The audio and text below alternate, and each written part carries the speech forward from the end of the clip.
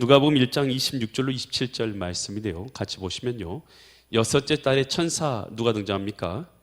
가브리엘 천사가 등장했어요. 가브리엘 천사가 하나님의 보내심을 받아서, 하나님의 뜻에 따라서 보내심을 받아서 어디로 왔습니까? 갈릴리 나사렛. 여러분, 우리가 이 갈릴리라는 것은요, 좀 더 큰 지역을 말해요.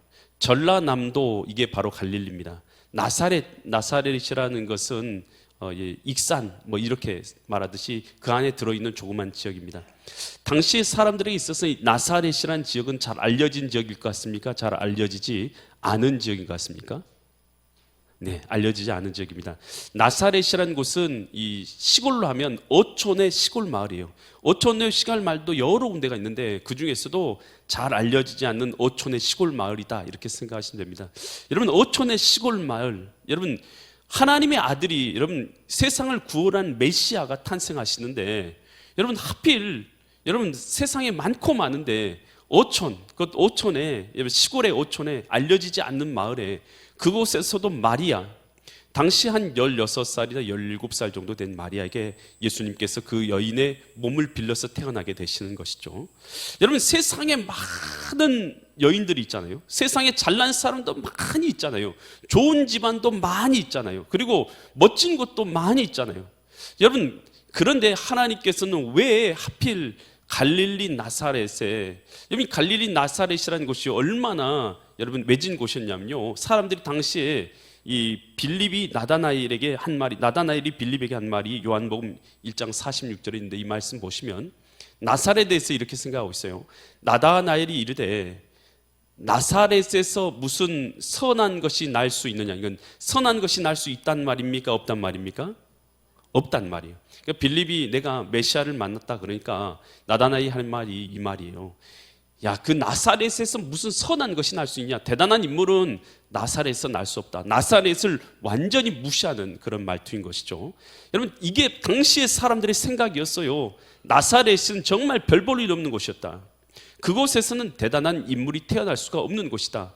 그런데 하나님은 왜 그 하찮은 곳, 당시 사람들이 생각할 때도 가장 핫하다고 생각하는 나사렛에, 그 오천 마을에, 그것도 대단한 여인도 아니고 가난하기 짝이 없고 별 볼 일 없어 보이는 시골뜨기 처녀, 바로 그 16, 17, 18인지 당시의 나이는 정확치 않지만 그 정도 나이에 불과한 그 여인에게 나타나셔서 그 여인을 통해서 메시아가 탄생하셨냐. 여러분, 그게 중요하지 않겠습니까? 왜 하나님께서는 이 나사렛에 있는 이 어촌 마을에 있는 이 여인을 귀하게 여기셨는가? 누가복음 1장 28절에 그 내용이 나와 있어요. 그 이유가 이렇게 되어 있습니다. 그에게, 마리아에게 들어가 이르되 은혜를 받은 자여 평안할지어다. 주께서, 하나님께서 너와 함께 하시도다. 여러분, 왜 마리아가 귀한 여인이냐면 마리아는 잘날 게 아무것도 없어요. 그러지만 마리아가 귀한 이유는요, 하나님이 함께하는 여인이었기 때문인 줄 믿습니다. 여러분, 우리가 하나님의 자녀가 되었다는 것은요, 여러분, 여러분의 신분이, 여러분, 이 사회적 신분이나 세상에서 갑자기 돈이 많이 생긴다든지, 여러분이 갑자기 명예를 얻게 되든지 권력을 얻게 되든지 그런 것을 의미하는 것이 결코 아닙니다. 여러분, 그러나요, 여러분, 하나님께서 나와 함께하는 자가 되는 것임을 믿으시기 바랍니다. 하나님이 나와 함께하는 자, 하나님의 자녀가 되는 것이요, 하나님 앞에서는 가장 존귀한 자가 되는 줄 믿으시기 바랍니다. 여러분, 그래서 하나님 앞에 어떠한 자가 가장 귀한 자이냐, 가장 소중한 자냐, 가장 존귀한 자냐? 여러분, 하나님과 함께하기를 기뻐하고 하나님과 함께 동행하고 하나님과 함께 살아가고 하나님께 경배와 찬양을 올려드리며 살아가는 그 사람이 하나님 앞에 존귀한 자인 줄 믿습니다. 여러분, 9세기에 세계에서 가장 큰 왕국이 사라센 제국입니다. 이 사라센 제국의 황제는 압둘라만 3세였어요. 여러분, 세계에서 가장 큰 왕국을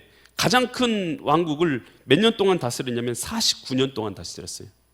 당시에 이 왕후가 있었는데 3,321명의 왕후가 있었어요. 그리고 616명의 자녀를 낳았어요. 엄청난 많은 아내를 둔 것이죠. 그리고 엄청난 많은 자녀를 낳았고, 또 1년 세입은 3억 3천만 달러. 당시 돈으로 전 세계에서 가장 많은 수입을 거둬들이는 사람이었습니다. 당시 돈으로요. 그러니까 당시에 세계에서 가장 많은 돈을 매년 벌어들이고 또 그리고 가장 많은 여인들을 거느리고 살고 가장 큰 왕국의 왕이었고 또 최강의 육군과 해군을 통솔한 막강한 군대를 가지고 있는 왕이었어요. 그런데 그가 마지막 숨을 거두면서 이렇게 말했어요. 나는 수십 년 동안 49년 50년 동안 통치했죠. 수십 년 동안 왕국을 통치했지만 진정으로 행복을 누린 날은 단 14일 뿐이었다. 하나님 없이 살았던 그의 인생 뒤돌아보니까 후회하고 한숨밖에 없었다는 것이에요. 여러분, 많은 사람들이 쾌락이나 정욕의 즐거움을 찾잖아요. 여인들이나 이런 여인들을 많이 만나면 행복할 것이라고 착각하는 남자들도 많이 있습니다. 여러분, 여기에 3,321명의 여인을 아내로 둬본 그런 여러분 남자가 있으신가요? 여러분, 그런데 그 남자도 한 말은 안 행복했다는 거예요. 여러분, 그런 것에 여러분 우리의 꿈이나 미래와 우리의 쾌락의 중심을 두지 않기를 간절히 소망드립니다. 여러분, 부자가 되는 게 인생의 목적이라고 생각한다면 여러분, 부자라고 하면 이 사람이 세계에서 가장 돈 많이 벌었던 사람 아닙니까? 돈 많이 번 것으로 여러분 그것으로 하나님 앞에 행복을 누릴 수는 없다는 것이에요. 여러분, 이것만이 우리의 목적되지 않기를 간절히 축원드립니다. 여기 성경에서 부자하고 거지 나사로 이야기 나오죠. 부자는 아주 존귀한 자였습니다. 자색 옷을 입었다. 당시에 이 염색계여서 염색 기술이 약했던 그 시대에 염색된 옷, 자색 옷을 입었다는 것은 대단한 부자를 뜻합니다. 대단한 신분과 부자였고 호의호식했다. 당시에 먹을 것이 적었던 그 당시에 먹을 것을 풍족히 누리면서 호의호식하며 살았던 그런데 하나님 없는 삶을 살았어요. 반면에 거지 나사로 등장합니다. 거지 나사로는 말 그대로 거지입니다. 가지고 있는 것이 없어요. 그러니 거지 아닙니까? 그 부자 집 밑에서 가서 부자가 먹고 던지는 그 버리는 음식을 먹으려고 그 집 앞에서 있었던 것이 거지 나사로였습니다. 여러분, 그런데 이 거지 나사로는 그럼에도 불구하고 하나님과 동행하는 삶을 살았던 것이 거지 나사로였습니다. 여러분, 그런데 이 둘이 다 죽었어요. 부자도 죽고 거지 나사로도 죽었어요. 부자는 죽어서 어디를 갔습니까? 지옥에 떨어졌어요. 불꽃 가운데서 심히 고통받으면서 물 한 방울만 내게 떨어져 달라. 이 내 불꽃 가운데서 고생하는 내 입술 가운데 물 한 방울만 떨어뜨려 달라. 이것이 이 부자의 소원이었죠. 거지 나사로는 이 땅에서 비참하게 살았지만 죽어서 어디로 갔습니까? 천국에 갔어요. 아브라함의 품에 안기게 되었어요. 천국에서 평안과 안식을 누리게 되었어요. 여러분, 주님께서 어떤 사람을 귀하게 여기시든지 여러분 분명합니다. 여러분, 어떤 사람을 주님께서 귀하게 여기십니까? 여러분, 부자가 아니라 바로 하나님과 함께 살아간 여러분 믿음의 사람을 하나님께서 귀하게 여기시는 줄 믿으시기 바랍니다. 세상은 돈, 명예, 권력, 여러분 쾌락, 유명해지는 것, 이것만을 쫓아서 살아갑니다. 여러분, 그런데요, 오늘 하나님께서 존귀하게 여기시는 사람은 하나님과 함께하고 하나님과 동행하여 살아가는 사람인 줄 믿습니다. 여러분, 그 주님께서 이 마리아에게 천사 가브리엘 천사를 보내서 이렇게 명령해. 누가복음 1장 31절에서 이렇게 말씀하신대요. 보라, 내가 뭐 할 거라고요? 잉태한다. 잉태한다는 것이 임신한다는 것이죠. 임신해서 뭘 낳겠다고요? 아들을 낳는데 그 이름이 누구라고요? 예수님. 여러분, 예수님 누구십니까? 하나님의 아들이요, 하나님이시죠. 육신을 입고 이 땅에 오신 하나님, 이 땅에 우리를 구원하기 위해서 오시는 메시아. 여러분, 그분을 낳게 된다라고 말한 것이죠. 여러분, 이 마리아의 사명입니다. 마리아의 사명이 뭐냐? 누구를 낳게 되는 사명이에요? 나를 통해서 구원자 되시는 예수 그리스도를 낳게 되는 사명. 이것이 바로 마리아의 사명이었다라는 것입니다. 여러분, 마리아를요, 하나님께서는 사명의 자리로 불러요. 마리아가 이 사명 없이 살았다면 그저 시골뜨기 처녀요. 시골뜨기 처녀가 시골에서 그저 살다가 여러분 그냥 인생을 마감하는 것, 이게 그녀의 삶이었을 거예요. 그런데 하나님께서는 그녀를 누구로 부르냐면 메시아의 어머니가 되는 영광스러운 자리로 그를 부르신 줄 믿습니다. 여러분, 신앙생활하면 여러분 두 종류의 사람이 있어요. 신앙생활해도 사명을 아는 사람하고 사명을 모르는 사람이 있습니다. 신앙생활 다 똑같이 해요. 그러지만 똑같이 하나님을 믿고 나서도 여전히 동일하게 뭘만 위해서 하면 내가 부자 되는 것, 내가 잘 사는 것, 내 자녀가 잘 되는 것, 내가 명예를 누리는 것. 여러분, 하나님의 자녀가 되고 나서도 똑같이 그것만 바라보고 사는 사람이 있어요. 아직 뭘 몰라서 그러냐면 하나님께서 내게 주신 사명이 무엇인지를 모르기 때문에 똑같은 삶을 살아가게 되는 것입니다. 여러분, 하나님을 믿고 또 하나님 안에서 하나님이 내게 주시는 사명을 발견한 사람이 복이 있는 줄 믿습니다. 여러분, 하나님께서는 어떤 사명을 주시냐? 하나님의 나라를 세우는 사명을 주시는 것이고, 영혼을 구원하는 사명을 주시는 것이고, 또 하나님의 영광을 나를 통해서 드러내는 사명을 주십니다. 여러분, 하나님을 모를 때는, 사명을 모를 때는 내 성공이 목표예요. 그러나 하나님의 사명을 알게 되면 하나님의 뜻이 나의 목표가 되는 줄 믿습니다. 그래서 고린도전서 10장 31절에서 우리가 어떤 삶을 살게 되냐? 그런즉 너희가 뭐하든지요, 먹든지, 어떤 음식을 먹든지, 어떤 것을 마시든지, 또 무엇을 어떤 일이든 하든지 상관없이 다 누구의 영광을 위하여? 하나님의 영광을 위하여 하라. 여러분, 이게 신앙의 우리의 목적인 것입니다. 내가 먹든지 마시든지 무엇을 하든지 내 삶의 목표는 이제 하나님의 영광이다. 이것이 바로 우리의 사명인 줄 믿습니다. 여러분, 독일의 유명한 작곡가 베토벤, 여러분, 베토벤 역사상 가장 위대한 여러분 이 음악가 3명을 뽑는다면 베토벤이 그 중에 한 명이다라고 말하더라고요.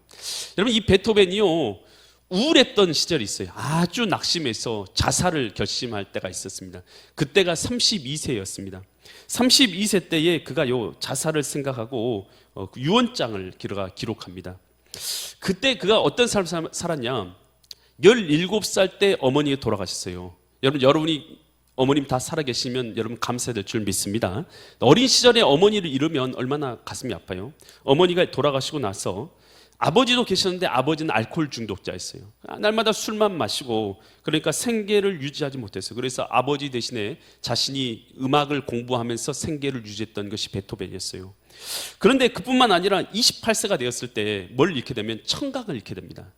여러분, 음악하는 사람이, 그것도 작곡하는 사람이 음이 도레미파솔라시도, 제가 처음 맞아요? 몰라요? 하여튼 제가 도 하면, 음악을 삐 하면 어떤 사람 처음 하신 분들은 미, 도 이렇게 맞추더라고요. 들어서 음악을 맞추잖아요. 그런데 이 베토벤은 청음을 잃어버렸어요. 청각을 잃어버렸어요. 그러니까 음악을 못 들어요. 여러분, 이것은요, 음악가에게서는 사형선고였어요. 더 이상 작곡도 못하고 음악도 못하는 거예요. 그런 상황 가운데서 가족의 비참함, 부모님의 돌아가심, 환경의 불우함, 그 가운데서 건강을 잃어버린 여러분, 그랬을 때 어떤 소망도 없고 어떤 기쁨도 없잖아요. 그 가운데 절망 가운데 빠져서 그가 자기 동생에게 이런 편지를 썼어요. 동생 요한에게 편지를 쓴데, 지난 6년 동안 미래에 대한 막연한 희망으로 지냈다. 이제 머지않아 삶을 마감할 것이다. 유서 내용이에요. 유서, 이제 편지를 쓴 내용이에요. 나 이제 삶 마감하겠다. 나 진짜 못 살겠다. 이제 그런데 그렇게 이제 편지 쓰다가 보니까 얼마나 그가 이제 암울했겠어요. 그 당시에 이제 암울한 게 우리가 다 보이잖아요.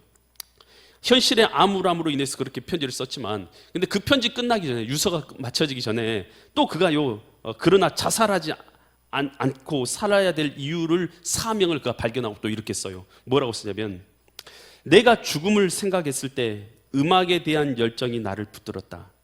문득 하나님께서 내게 명령하신 일을 다 끝내기 전에는 세상을 떠날 수 없다는 생각이 들었다.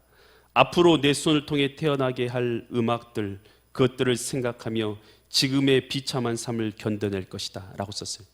여러분, 그가요, 자기에게 주신 하나님의 사명, 하나님이 내게 명령하신 일 끝마치기 전에는 내가 죽을 수 없다, 이러면 이 생각이 자기에게 들기 전에는 자기의 환경만 보니까 죽고 싶은 거예요.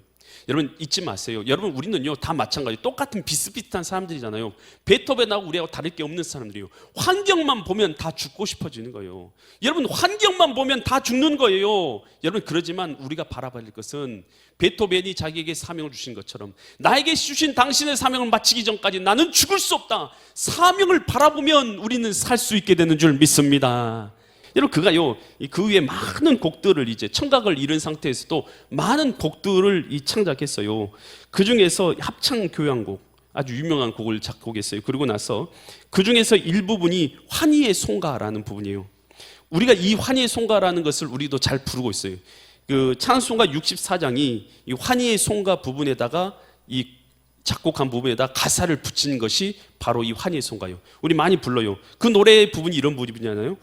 기뻐하며 경배하세 영광의 주 하나님, 주 앞에서 우리 마음 피어나는 꽃 같아 죄와 슬픔 사라지고 의심 구름 거치니 변함없는 기쁨의 주 밝은 빛을 주시네.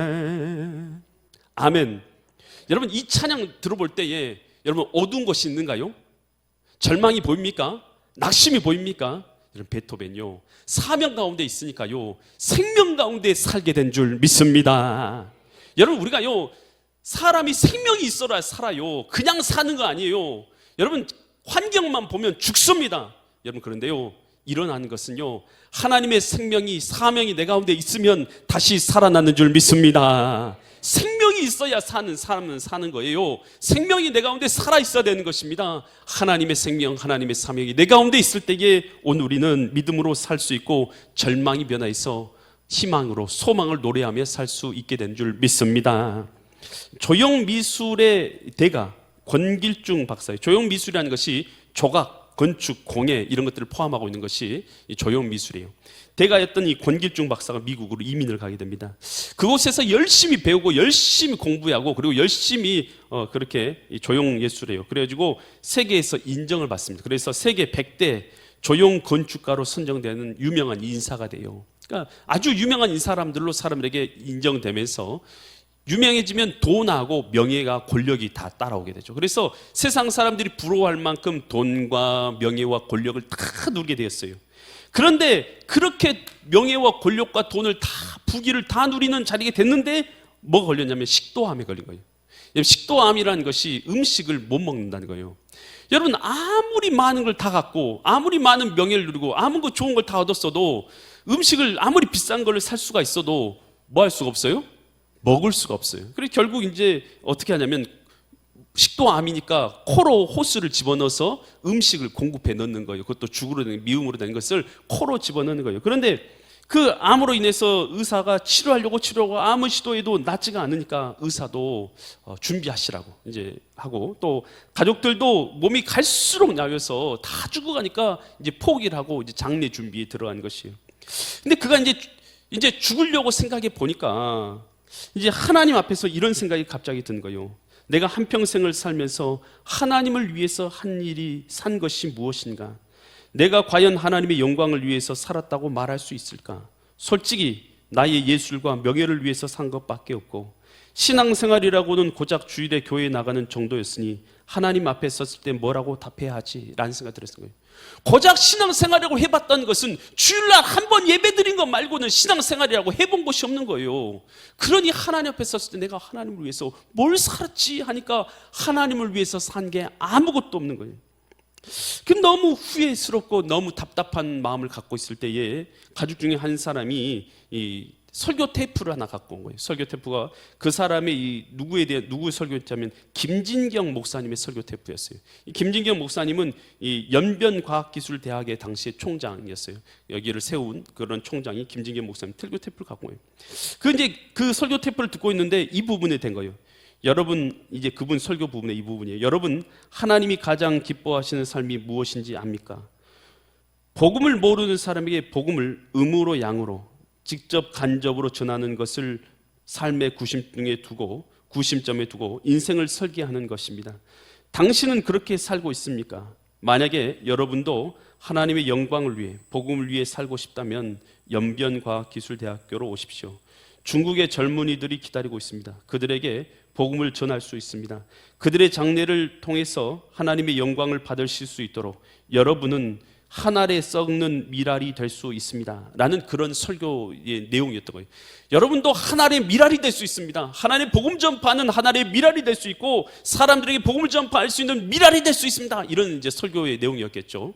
그런 내용의 말씀을 받고는 갑자기 그 말씀이 나에게 다가오면서 후회와 회개의 눈물이 쏟아지기 시작하는 거예요. 하나님, 제가 진작 이런 사실을 알았으면 제가 얼마나 좋았을까요? 내가 이런 인생 살지 않고 이제 주님을 위해서, 내가 복음을 위해서 내 인생에 90점을 두고 살라고 해도 하고 싶어도 할 수 없는 병든 몸이 되게 했습니다. 주님, 나를 불쌍히 여겨주시라고 통곡을 하면서 울기 시작한 거예요. 계속해서 울면서 회개하면서, 하나님, 이제는 그렇게 살고 싶어도 살 수가 없네요. 나를 용서해 주시라고 회개하고 기도하고 있는 가운데 갑자기 이상한 일이 일어나기 시작한 거예요. 몸이 차디차고 다 죽어가던 그 몸이요, 갑자기 따뜻해지기 시작하는 거예요. 몸이요, 온 몸이 따뜻해지기 시작하는 거예요. 그러면서 기운이 나기 시작하는 거예요. 그러면서 그가 호수를 뽑아버리기 시작합니다. 그리고 나서 몸이 회복되기 시작하는데 얼마 지나지 않아서 그가 깨끗하게 회복되어서 태어나게 된 줄 믿습니다. 그리고 나서 어떤 삶을 살았냐? 그리고는 연변과학기술대학교로 가서 그곳에서요, 미국에 있었으면 돈 더 많이 주고 더 많은 것을 누릴 수 있는 많은 곳이 있어 불러주었지만, 그는요, 그곳에 가서 복음을 전파하며 사람들에게 미랄로서 살아가는 삶을 살게 되었다라는 것입니다. 하나님 모르는 자들에게 하나님의 복음을 전파하는 것, 이것이 바로 우리의 생명이고 사명인 것입니다.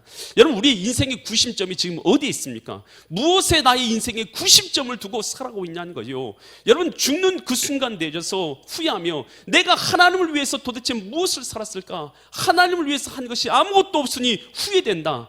다 모조리 나를 위한 삶이었고, 어쩌다 주일날 예배드린 것 말고는 주님을 위해서 한 것이 아무것도 없구나 라고 생각됐을 때 이 사람처럼 후회하는 인생을 살아서는 안 될 줄 믿습니다.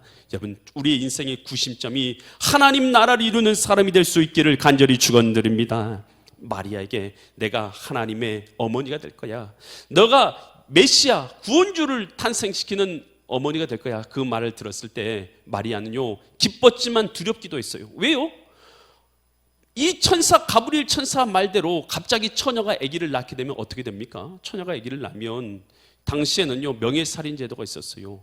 가족들의 명예를 더럽힌 자를요, 돌로 쳐서 죽였어요. 자기는 돌로 쳐 맞아서 죽을 수 있는 형편에 처하게 되는 거 아닙니까? 뿐만 아니었어요. 자기가 너무나도 사랑하는 요셉은 어떻게 생각할 거예요? 자기에 대해서 배반했다고 생각하지 않겠어요? 얼마나 가슴이 아프겠어요? 여러분, 그럼에도 불구하고 이 천사의 말 앞에, 하나님의 뜻을 이루기 원하시는 하나님의 뜻 앞에, 여러분, 마리아는 이렇게 대답하죠. 누가복음 1장 38절에서 이렇게 답변합니다. 마리아가 이르되 주여, 주의 뭐니까요? 나는 하나님의 종입니다. 그러니 말씀대로 내게 이루어지다. 이게 뭐냐면 순종입니다. 말씀대로 내게 이루어지다 하매 천사가 떠나가니라. 여러분, 오늘 하나님께서 우리에게 말씀하십니다. 내가 너를 통해서 하나님 나를 이렇게 이루길 원해 말했을 때요, 여러분, 그 길이요, 그렇게 편한 길만은 없어요. 순종해야지만 하나님 나라가 이루어지는 것입니다. 주님의 뜻에 순종하는 건 결코 쉽지 않아요. 헌신이 들어가고요, 노력이 들어가고요, 여러분, 땀이 들어가고요, 시간이 들어가고요, 물질이 들어가고요, 여러분, 우리 필요한 것들이 들어가요. 헌신이 들어가게 되는 거 아니겠습니까? 하지만 우리가 순종할 때에 하나님의 나라가 우리를 통해서 이루어지게 되는 줄 믿습니다. 독생자 예수님이 이 땅에 오셔서 십자가에 달려 죽으셔야 될 그 고난의 잔 앞에서 겟세마네 동산에 올라가서 기도하시죠. 주님이 뭐라고 기도하십니까? 할 수만 있다면 이 고난의 잔을 내게서 지나가게 하옵소서. 그러나 뭐라고 기도합니까? 그렇지만 내 뜻대로 마옵시고 아버지의 뜻대로 되기를 원하나이다. 여러분, 우리 신자의 삶을 어떻게 여기십니까? 신자의 삶은요, 자기 십자가를 지고 예수님을 따르는 삶입니다. 십자가를 버려버리는 것이 아니라 내게 주어진 십자가가 다 있어요. 하나님께서 우리에게 주어진 십자가를 다 있습니다. 그 십자가를 버리는 것이 아니라 그 십자가 당당하게 지고 예수님 걸어가신 길 따라가는 자들이 바로 우리 신자들의 삶인 것입니다. 그럴 때에 하나님이 내게 주신 사명이 이루어지는 것이고, 하나님 나라가 나를 통해서 이루어지는 것을 깨닫고, 나를 통해서, 마리아를 통해서 하나님 나라를 이룬 것처럼 나를 통해서 하나님 나라를 이루는 사명을 이루시는 믿음의 거룩한 성도들 되시기를 예수 그리스도의 이름 받들어 간절히 축원드립니다.